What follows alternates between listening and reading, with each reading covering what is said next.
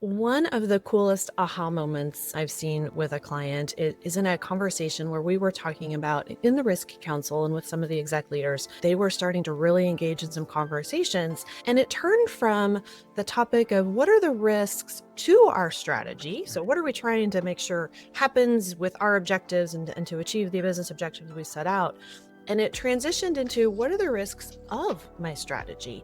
And it really elevated a different conversation around the business and looking ahead and what were we maybe not thinking about. And I think that really is just an example of demonstrating what the strategic value can be of enterprise risk management when you really get into it and get those connections going and have some structure around those conversations and are thinking about risk from a very intentional perspective. It allows you to think about it a little bit differently. And so when we're talking about enterprise risk management, the vast majority of the conversations do tend to focus around what I would call risks to our business strategy. How are we either enabling opportunities or preventing things that are going to stop us, right? But the other frame of that that's also important, and maybe even more so, is what are the risks of my strategy? Am I even headed in the right direction? And putting that venue together for the business leaders to have that type of conversation is inherently invaluable.